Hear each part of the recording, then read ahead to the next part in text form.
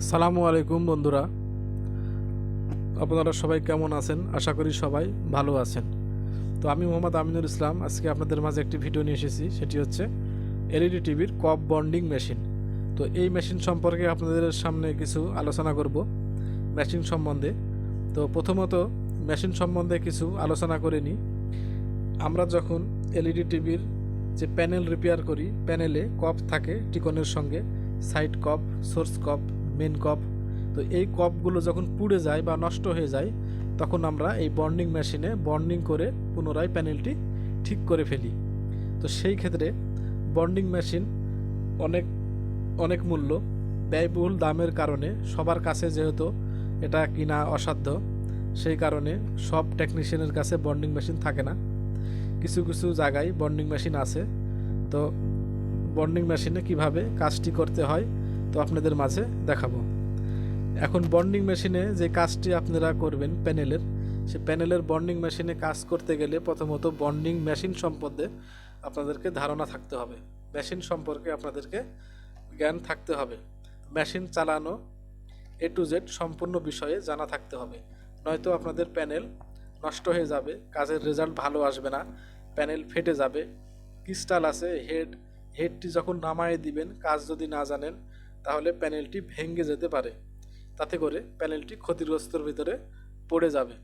সেক্ষেত্রে বন্ডিং মেশিনে সূক্ষ্ম অনেক কাজ, এই কাজটি অনেক সূক্ষ্ম ও অনেক ধৈর্যের বিষয়, অনেক সময়ের বিষয়। সেই ক্ষেত্রে আপনারা বন্ডিং যখন করবেন, প্রথমত প্যানেলের যেখানে কপ বন্ডিং করবেন, এই কপটি ভালোভাবে অ্যাসিটন বা থিনার যে কোনো এই দুটা দিয়েই, এই দুটার বাইরে তো অন্য কিছু দিয়ে করা যায় না, ভালোভাবে ক্লিন হয় না। তো অ্যাসিটন দিয়ে আপনারা ভালোভাবে কপটি পরিষ্কার করে নেবেন। তো দেখুন মেশিনে এখানে ডিসপ্লেতে দেখানো হচ্ছে যেই প্যানেলটি বসানো আছে, প্যানেলের সঙ্গে কপের মেজারমেন্টটি অ্যাডজাস্ট করে নেওয়া হচ্ছে। যেই লাইনগুলো আছে, এই লাইন কপের সাথে প্যানেলের যেই লাইনগুলো আছে গ্লাসের সাথে, সেই লাইনের সাথে অ্যাডজাস্ট করে তারপরে ভালোভাবে লাগাইতে হবে।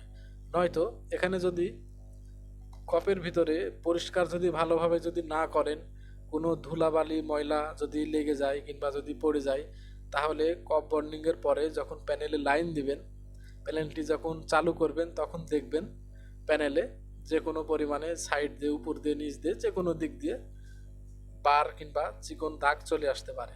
সেক্ষেত্রে আপনারা এই দাগ যেন না আসে, ধৈর্য সহকারে এবং ভালোভাবে কাজটি সম্পূর্ণ ভালোভাবে করার জন্য ধৈর্য ধরে কাজটি করবেন, কোনো ময়লা মাটি সেখানে না যেন পড়ে।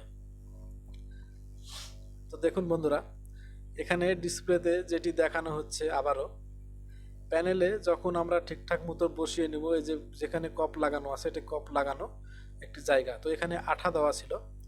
এটি শুকনো জায়গায় রাখলে আঠাটি শুকে যায়, সেজন্য ফ্রিজে রাখা থাকে। ফ্রিজ থেকে আঠাটি বের করে কপ ক্লিনের সময় ওটা লাগানো হয়েছে। তো এই আঠাটি তুলে না হলেও এখন যেই কপটি লাগাবো, এটি হচ্ছে প্যানেলের সাইড কপ। এই সাইড কপটি লাগানো হচ্ছে। সাইড কপটি প্যানেলের সাইডে লাগানো হবে। তো মেশিনের যেই জিব্বাটা আছে, তো জিব্বার সঙ্গে এই কপটি লাগানো আছে। এই কপটি এখন ওখানে লাগানো হবে। তো ময়লা ময়লা যদি পড়ে কিংবা কোনো ধুলার কোনা যদি পড়ে থাকে, সেগুলো ভালোভাবে পরিষ্কার করে নেবেন। পরিষ্কার করা হচ্ছে। এখানে মেশিনের যেই ভোল্টেজটি দেখানো হলো, এখানে সাইডের যেই রেজুলেশন, সেই মিটারটি আপনাদেরকে দেখানো হবে। উপরে যে মিটারটি, এটি এটি আপনার লাইন সঠিকভাবে আছে কিনা কপের সাথে এবং প্যানেলের সাথে, সেই ডিসপ্লেটি উপরে দেওয়া আছে। এই ডিসপ্লেতে আপনারা দেখে ভালোভাবে বসিয়ে নেবেন। এখানে প্লাস চিহ্ন আছে, প্লাসের সাথে প্লাস, এপাশে যে প্লাসের মতো আছে, এই প্লাসের সাথে প্লাস, এখানে একটু ছোট ফোঁটা আছে ডটের সাথে, ডট আপনাদেরকে মিলিয়ে নিতে হবে। তাহলে অ্যাকুরেটভাবে লাইনটি গ্লাসের প্রিন্টের ভিতরে বসে যাবে।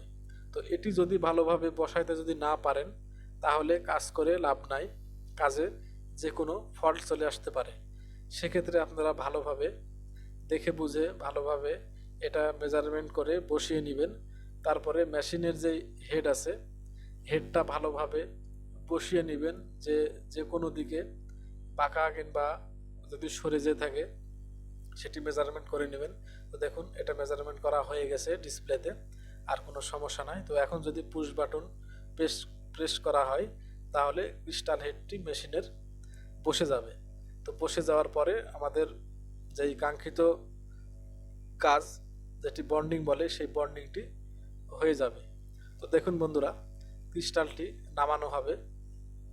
তো ক্রিস্টালটি দেখুন, পুশ বাটন চাপ দেওয়া হয়েছে, ক্রিস্টালটি নেমে গেছে।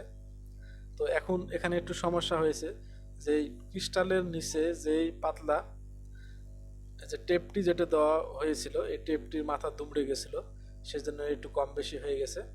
সেক্ষেত্রে ওটা পুনরায় আবার তুলে নেওয়া হলো, আবার ওখানে বসিয়ে দেওয়া হলো।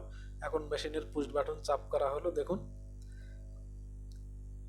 দেখুন এখন ক্রিস্টাল নেমে গেছে হেডের উপরে, যেটি ক্রিস্টাল হেড বলে, এটি নেমে গেছে। তো মেশিনের মেজারমেন্ট ঠিক করতে হবে। মেজারমেন্ট ঠিক করতে গেলে আমাদের সাইডে মিটার আছে, ডিসপ্লে আছে মেশিনের। তো দেখুন এই ডিসপ্লেতে মেজারমেন্ট ঠিক করা হচ্ছে, প্রেসটা নির্ধারণ করা হলো। দেখুন এখন এখানে আবার ক্রিস্টালটি বসে গেছে। তো এইভাবে আবার মেজারমেন্টের ইয়েটি ঠিক করা হলো। দেখুন এইভাবে করে তারপরে যখন হয়ে যাবে, টি আয়রন দিয়ে মাঝখান বরাবর একটু ভালোভাবে প্রেস দিয়ে নেবেন। যেহেতু কপ বন্ডিং হয়ে গেছে, একটু হালকা পরিমাণে হিটের প্রয়োজন, এখানে হিট দিয়ে লাগিয়ে দিবেন, দেখবেন কাজটি সম্পূর্ণ হয়ে গেছে। সেক্ষেত্রে আমাদের টি আয়রনটা গুরুত্বপূর্ণ, টি আয়রন অবশ্যই লাগবে। তো A to Z ভিডিওটি যদি মনোযোগ দিয়ে যদি না টেনে দেখেন, আপনারা নিজেরাই বন্ডিং মেশিনে বসে বন্ডিং করতে পারবেন একদম ইজিলি। এটি কোনো ভয়ের কোনো কারণ নাই, একদম সহজ কাজ। কিন্তু মেশিন সম্বন্ধে বেসিক কিছু জানা থাকতে হবে, জানা যদি না থাকে তাহলে এটি করতে পারবেন না। অবশ্যই ভিডিওটি যদি ভালো লেগে থাকে অবশ্যই আপনারা চ্যানেলটি সাবস্ক্রাইব করবেন আরও নতুন নতুন ভিডিও পাওয়ার জন্য।